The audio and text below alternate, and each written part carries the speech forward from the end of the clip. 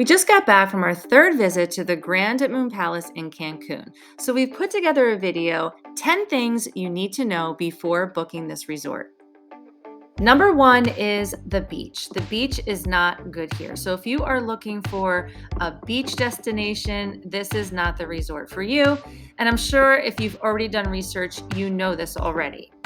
Now, unlike some other resorts, this is not a seasonal problem. So I know there's some resorts in Riviera Maya, especially where this can happen during the summer months, but this is actually a year-round issue for the Grand. The actual beach part itself is very beautiful. It's clean, so every morning they have tractors that clean up the seaweed. So if you're a person who just likes to sit on the beach, you don't care about going in the water, it could be okay. In fact, we saw a lot of weddings right there on the beach. But one thing about the seaweed is they take the seaweed every morning, so they work really hard to clean off the seaweed, and they dump it over on one side of the resort. We were staying on that side of the resort. We were staying in Building 94, and sometimes the smell was so horrible you could hardly go outside. We did try to change our room at one point. So if you are going to stay there, just a little tip is Building 94 is right next to the area where they dump the seaweed. Now, with that being said, they do give you free access to the Beach Palace if you are staying at the Grand. And the Beach Palace is in the hotel zone in Cancun. And the water there is beautiful. It's turquoise blue. And sometimes they do get seaweed in the summertime, but it still maintains usually that really pretty blue color. So you can take a taxi down there. Sometimes they provide free transportation depending on your membership level, but at least it's an option. Now, the second thing you need to know is that this is a massive resort. So there are 3 resorts on one campus. It's the Grand Moon Palace, it's the Moon Palace Nizuik, and the Moon Palace Sunrise. So when you stay at the Grand, you have complete access to all 3 resorts. However, if you stay over at the Moon Palace Nizuik or Sunrise, you do not have access to the Grand unless you buy a daily pass. And the daily pass is about $100 per person per day. Now, I personally think it's worth it just to stay at the Grand so you have complete access. However, if it's not in your budget, there are a ton of things to do at the Sunrise and Nizuik as well. They have great pools and activities, and you could buy a day pass to go to the Waterpark if you wanted to. But even the Grand Resort on its own is huge. So you need a golf cart pretty much to get around almost everywhere. Again, we were staying in Building 94, so it was the furthest away from the lobby. So we either had to wait for a golf cart or you had to walk about 10 or 15 minutes. Now, the golf carts, they do have running at all times. So it wasn't too difficult to get a golf cart. We did have to wait a couple times during high traffic hours like dinner, in the morning, people going to breakfast and things like that. But it did feel like a project at times to try to get up and get out of the room and go to the lobby. So I could see if you were traveling with little kids, this could be a nightmare, or even someone that is disabled, is in a wheelchair and needs extra assistance, or someone that's elderly. And it takes some time to figure out which carts are going where. They're labeled by letter and color. And again, this is our 3rd time going. So even for us, we were still trying to figure out which carts go where based on where we wanted to go. And I don't know about you, but when I'm on vacation, I want the experience to be as easy as possible. I don't want to spend days trying to learn about the resort map and figure out all the different options and how to get where, which is why I prefer a smaller resort. Now, with that being said, this was our 3rd time here. So I knew all of this going into it, and we came here because this is my son's favorite resort. And we actually did a full review of this resort, so check it out. And I'm going to do an updated review from this past visit because some things definitely have changed. And so I'm going to make several videos, including this one about the food and drinks, things to do, a full walkthrough of the water park, and more. So make sure you subscribe and keep an eye out for those videos. So a few last notes about the size of this resort. The Moon, Nizuik, and Sunrise, yes, they are next door, but you still have to take either a golf cart or even a bus to get over there. Now, you can walk, but it's miles. So I walked there one morning. I think it was almost like 3 miles. It's pretty exhausting. So again, this is a huge resort. So if you're traveling with like large groups and you're staying at the different properties, just wanted to make a note of that because it's not like you guys are going to all right be next to each other. So it's going to take some planning, some working out if you guys want to meet up. Which leads me to number 3. Because of the size of this resort, it tends to attract very large groups and large weddings. Now, the last 2 times we visited the Grand, we really didn't notice this as much. But during this visit, we definitely noticed it, and it definitely affected our stay. On one day, they had 12 weddings among all 3 of the resorts. So this time, the resort was noticeably more crowded. So there were really long wait times at restaurants. We had to wait an hour and a half to get into the Italian restaurant. And you could just tell that the staff was also probably being pulled to tend to the other weddings because they were short-staffed in a lot of the areas. Now, one of the employees did tell us that they were making up for a lot of the weddings they couldn't have over COVID. So that could have been one reason, but he did say that they do really host a lot of conferences and concerts, and it is a huge wedding destination place.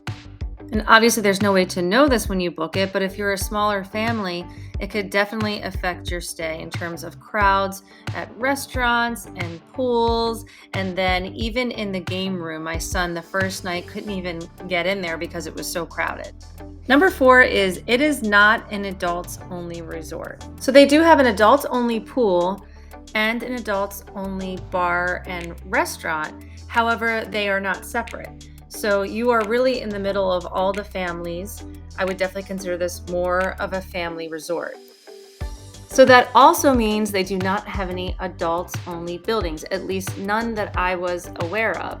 So that means if you're traveling as a couple, your room could be next door to a family with little kids and little babies. In fact, we had a family next to us, and we could hear the baby crying, we could hear the kids, and we even had a swim out suite. So you are sharing that with all the families around you. If you truly want an adult-only experience, there's a ton of great options out there. We've done a few videos on them, and the Palace Resorts has one called the Sun Palace. Now, number 5 is about the annoying sales pitches. The sales pitches start the moment you get there at check-in and continue until you check out. Mostly they are trying to sell you a membership to the Palace Resorts, but they're also trying to sell you excursions. If you go into the jewelry shop, they're trying to sell you high-end jewelry. Just everywhere they can sell you something, they try to. The main goal is to get you to go on that sales tour, and they are going to throw a lot of resort credits at you. I'm talking like $1,500 at times, or they may even offer you universal credits, which is like money. Now, we have been on several of the tours. In fact, we did become members for this channel so we could offer discounts to our subscribers. I personally would recommend that you don't go on these tours unless you truly want to become a member, because even the resort credits, there are so many stipulations behind them, rules around them, and you can't use them in large quantities towards almost anything. And beyond that, it takes away from your precious vacation time. So if you're someone who does not like sales pitches during a vacation, you are not going to like this resort because it really does continue during your whole stay. They even call your room, and then when you check out, they're trying to get you to buy another discounted week to come back. Which leads me to number 6, which is about the resort credits. And I actually do an entire video about resort credits and why I think they are a scam, because what the Palace Resorts do is they offer you a pretty large amount of resort credits to either book or sometimes, like I said, to go on the sales tour. But when you actually go to use the resort credits, there's a lot of different rules and regulations. You can only use them on certain items, especially in the gift shop. I think there's only 4 or 5 items that you can use them on, and you still have to pay taxes. So for instance, there was a bag, a little handbag, and it was still going to be $30 after using the resort credits because of the taxes. And also at the spa, you can only use $100 per service. The services are marked up to like $300. and then you can only use a certain amount per room. Same with the excursion. So really, it was just too much to think about having to use them. And we started with $1,500 credits, and we actually left with $1,500 resort credits because I wasn't going to buy something just to buy something and then still have to pay a lot of money to get it. And it actually became a running joke during our stay because I would go in and say, "Can you use resort credits for this?" Full well knowing that I couldn't. And again, I knew this going into this trip. This was my third time there, but I think it's definitely worth mentioning for anyone that's looking and considering to book this resort. Number 7 is regarding reservations at restaurants. So most of the restaurants at this resort do not take reservations. So the adults-only French restaurant takes reservations, Casa Mia, which is a Mexican restaurant, and the steakhouse. However, places like the buffet, the Italian restaurant, which is really popular, they do not take reservations. So sometimes you have to wait a long time. Like I mentioned before with the large crowds, we had to wait an hour and a half before getting a table at the Italian restaurant both nights. And then for the steak restaurant, I didn't realize that you needed reservations because, again, since some require it and some don't, I was getting confused. So when we went to eat there, they told us we needed reservations. Now, it was our last night, so luckily the manager kind of fit us in. But if the steakhouse is someplace you want to eat, which is the most popular, make sure you make reservations. One great thing about this resort is they have an app that you can do almost everything on, including making reservations for the restaurants. Now, I personally prefer a resort where you have to make reservations for every single restaurant because you know what time you're going to dinner. You don't have to wait in long lines. But I've also gotten comments that people prefer resorts where no reservations are required. So I guess in this instance, it has a little bit of both. Number 8 is regarding the water park, which is one of the main attractions. A lot of families come to this resort just for the water park.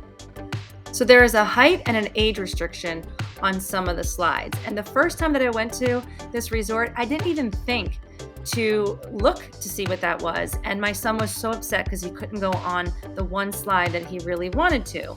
So as a mom, you know what that can be like. If the kids get their hopes up, you're telling them there's this water park, and then they get there and they can't use it. So the requirement is for the big slide, they have to be 12 years old and 62 inches. And then the other slides, they have to be at least 10 and 47 inches tall. Now, number 9 is that they do not have a casino at this resort. So for me, that's not a big deal, but I know some people like to enjoy the casino when they go to an all-inclusive resort. I know they're really big in the Punta Cana resorts, and they do have them in some of the ones in Cancun, but this one does not have one. And finally, number 10, before booking the Grand Moon Palace, you should try to find a member to book your reservation under. So the way the membership works is they do allow almost anybody else to use the membership as long as you are staying for a minimum of 7 nights. And the membership rate can usually be anywhere from 15 to 20% lower than the regular rate. You also get to use the membership perks, and I think it's different for every member, but usually it's some resort credits, some free spa services, and excursions. So how do you find a member? Well, one way is you can email us at 3days3noches@gmail.com. We are members. Our membership is about to run out, but we're going to partner up with some other members too that might want to get referrals because the resort does reward the member if they give you so many referrals within a year. And another way is I've seen Facebook groups, members create Facebook groups. I've also seen other YouTubers, so you can go in their descriptions if they are doing something about the Grand or one of the Moon Palace resorts. Sometimes in the description, they will tell you how you can use their membership. I hope you found this video helpful, and be sure to check out all of the other videos that we do about the Grand Moon Palace in Cancun, along with our other videos. So keep watching, please subscribe, and follow us at 3 Days and 3 Noches, where we keep bringing you honest, to-the-point information reviews about the travel destinations that we go to. We travel about 5 to 10 times a year, all different types of destinations, so make sure you hit that subscribe button.